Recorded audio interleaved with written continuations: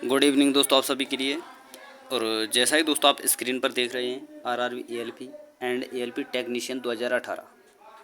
तो दोस्तों इस वीडियो में 17 अगस्त 2018 का थर्ड शिफ्ट का पेपर दोस्तों आपके सामने डिस्कस करने वाला हूं, जिसमें जितने भी आपके दोस्तों साइंस और जीके के जितने प्रश्न बने हैं वो सारे प्रश्न इस वीडियो में डिस्कस करूँगा।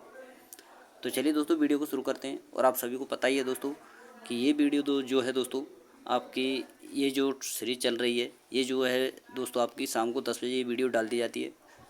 तो सभी दोस्तों 10 बजे तैयार रहा करें, क्योंकि 10 बजे डेली आपको ये वीडियो डाली जाती है। तो वीडियो को अच्छी तरह से देखा करें दोस्तों, अच्छी तरह से क्वेश्चन लगाया करें और आप कमेंट में बताया करें। प्लीज़ आपसे रिक्वेस्ट है दोस्तों, आप कमेंट में ये बताया करें कि आपने कितने प्रश्न सही किए, कितने नहीं किए। तो चलिए दोस्तों वीडियो को शुरू करते हैं। और जिन्होंने चैनल को सब्सक्राइब नहीं किया है दोस्तों, वो चैनल को सब्सक्राइब कर लें, साथ में ऑल वाला बेल आइकन दबा लें दोस्तों, ताकि मेरी आने वाली हर वीडियो का नोटिफिकेशन सबसे पहले दोस्तों आपके पास पहुंच सके। तो देखिए दोस्तों, पहला प्रश्न है आपके सामने, ध्वनि निम्न में से क्या है। तो दोस्तों सही आंसर होगा आपका एक यांत्रिक लहर है। ऑप्शन नंबर 3 आपका सही आंसर होगा। अगला प्रश्न है दोस्तों, प्रश्न नंबर 3, गोलाकार दर्पण की वक्रता का केंद्र क्या होता है।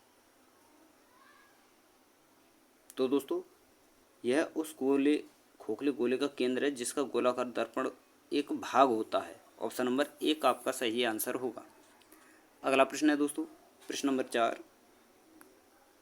किस भारतीय अभिनेता की जीवनी का शीर्षक एनीथिंग बट खामोश है। तो किस अभिनेता की दोस्तों, शत्रुघ्न सिन्हा। ऑप्शन नंबर 2 आपका सही आंसर होगा। अगला प्रश्न है दोस्तों, प्रश्न नंबर 5, मान लीजिए एक इलेक्ट्रॉन का आवेश 1.6 इंटू 10⁻⁻19 कूलाम्ब है। जब तार में से 1 एम्पियर विद्युत धारा प्रवाहित होती है तो तार के एक अनुभाग से प्रत्येक सेकंड में प्रवाहित होने वाले इलेक्ट्रॉनों की संख्या क्या है। तो दोस्तों देखिए, इलेक्ट्रॉनों की संख्या हम कैसे निकालते हैं। तो ये जो आपका आवेश दिया गया है, इस आवेश में दोस्तों 1/6 इंटू 10⁻⁻19 जो है दोस्तों, इसमें हम भाग दे सकते हैं दोस्तों। सॉरी इसमें भाग नहीं दे सकते हम। इसमें देखिए, एक मिनट, जो आपका ये मान होता है ना दोस्तों 6.02 इंटू 10⁻23।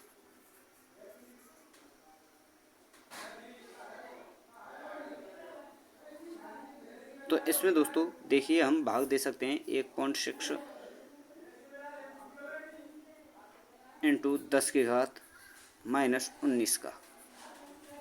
तो आपका जो आंसर निकल कर आएगा दोस्तों, वो आएगा 6.25 इंटू 10⁻18। तो दोस्तों ऑप्शन नंबर 1 आपका सही आंसर होने वाला है।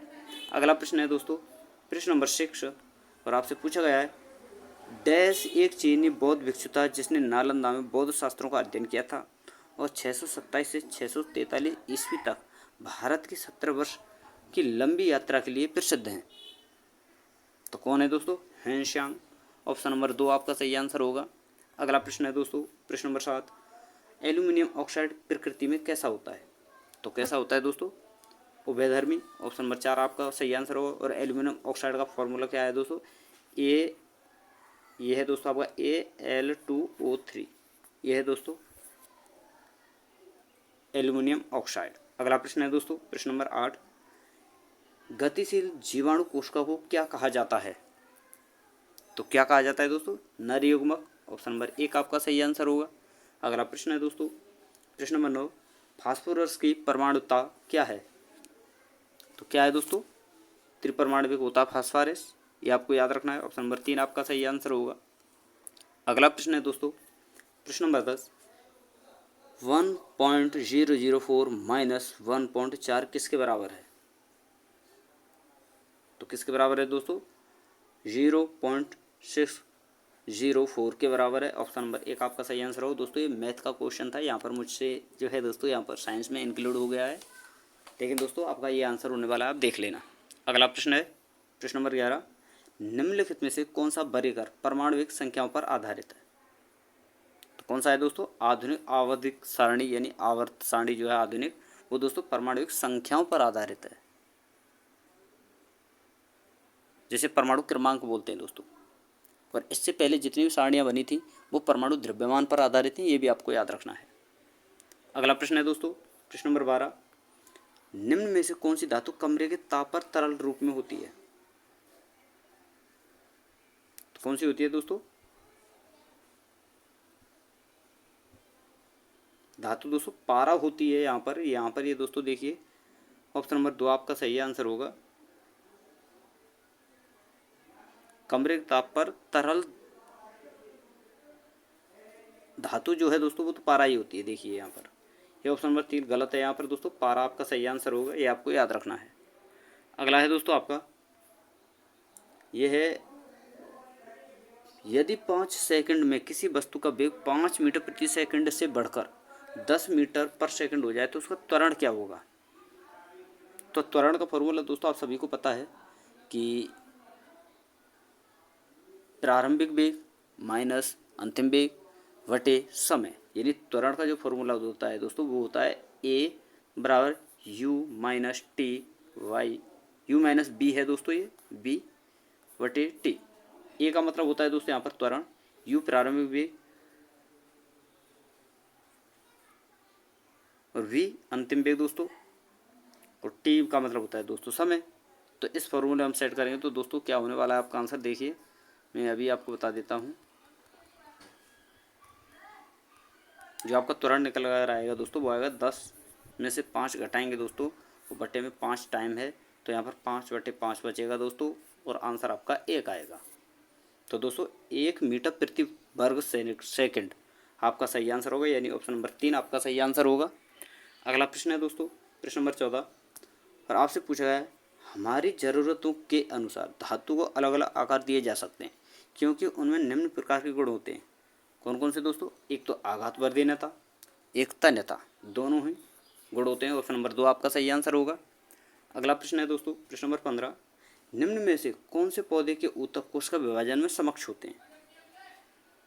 होते हैं दोस्तों? तो कौन से? बीजोत्तक ऊतक। ऑप्शन नंबर 3 आपका सही आंसर होगा। अगला प्रश्न है प्रश्न नंबर 27, पृथ्वी की सतह जिसका द्रव्यमान m, त्रिज्या r पर गुरुत्वाकर्षण त्वरण डैश के अनुपातिक होता है। तो किसके अनुपातिक होता है दोस्तों? m/r² के। और दोस्तों अगर द्रव्यमान आपको निकालना हो, यानी इसका जो है दोस्तों देखिए, किसी भी ग्रह का अगर कुछ भी निकालना हो, आपको द्रव्यमान निकालना हो या कुछ और निकालना हो, तो देखिए फॉर्मूला क्या होता है दोस्तों, गुरुत्वीय त्वरण। अगर किसी भी ग्रह का गुरुत्वीय त्वरण का फॉर्मूला निकालना हो तो दोस्तों आपका फॉर्मूला क्या होता है, देखिए जी कैपिटल जी m/r², ये फॉर्मूला होता है। और यहाँ पर जी का मान होता है दोस्तों 6.67 इंटू 10 की पावर दोस्तों यहाँ पर आपका होता है 27। ये जी का मान यहाँ पर होता है, ये आपको याद रखना है, इंपॉर्टेंट है दोस्तों, यहाँ से बहुत सारे प्रश्न बनते हैं तो ये फॉर्मूला आपको याद रखना है। अगला प्रश्न है दोस्तों, प्रश्न नंबर 17, शांति स्वरूप भटनागर पुरस्कार किस क्षेत्र में उत्कृष्ट उपलब्धियों के लिए दिया जाता है? तो किस क्षेत्र में दिया जाता है दोस्तों शांति स्वरूप भटनागर पुरस्कार? विज्ञान और तकनीक के क्षेत्र में दिया जाता है, ये आपको याद रखना है। अगला प्रश्न है दोस्तों, प्रश्न नंबर 18, निम्न में से कौन से एक का उपयोग सामान्यतः सटीक पीएच को मापने के लिए संकेतक के रूप में किया जाता है? तो किसका किया जाता है दोस्तों? Universal indicator. ऑप्शन नंबर 3 आपका सही आंसर होगा। अगला प्रश्न है दोस्तों, प्रश्न नंबर 19, नवंबर में भारत का कौन सा राज्य संगाई महोत्सव मनाता है? वेरी वेरी इंपॉर्टेंट है दोस्तों, बहुत ज़्यादा पूछा जाता है, आपको याद रखना है। और दोस्तों जितने भी प्रीवियस ईयर क्वेश्चन करा रहा हूँ मैं आपके लिए दोस्तों, देखिए ज़्यादातर प्रश्न जो हैं दोस्तों आने वाली परीक्षा में दोस्तों प्रीवियस ईयर के जो एग्जाम होते हैं उन्हीं से पूछे जाते हैं। और उनसे क्या होता है दोस्तों, हमें पैटर्न में भी समझ में आता है कि कैसे कैसे प्रश्न पूछे जाते हैं, किस प्रकार के प्रश्न पूछे जाते हैं और किस लेवल तक के प्रश्न पूछे जाते हैं। तो पैटर्न समझना दोस्तों आपके लिए बहुत ज़रूरी है। और पैटर्न के साथ साथ दोस्तों जितने में आपके लिए क्वेश्चन भी आपके लिए लगाना बहुत ज़रूरी है। तो दोस्तों संगाई महोत्सव कहाँ मनाया जाता है? मणिपुर में। ऑप्शन नंबर 2 आपका सही आंसर होगा। अगला प्रश्न है दोस्तों, प्रश्न नंबर 20, निम्न में से कौन सा घोल क्षारीय है? अब दोस्तों देखिए, क्षारीय का मतलब होता है दोस्तों पीएच मान 7 से ऊपर और अम्लीय का मतलब होता है दोस्तों जी नीचे, यानी 0 से 7 तक तो आपका क्षारीय है, 7 पर आपका उदासीन, और 7 से 14 तक दोस्तों आपका क्षारीय है। और यहाँ पर दोस्तों क्षारीय आपको पहचानना है, तो कौन सा होगा दोस्तों?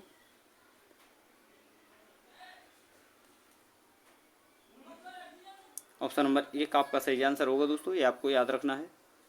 यहाँ पर ये डैश देख सकते हैं, 7 से ज़्यादा दिया है यहाँ पर, यानी ये जो पीएच जो निकालने का फॉर्मूला है दोस्तों, देखिए लॉग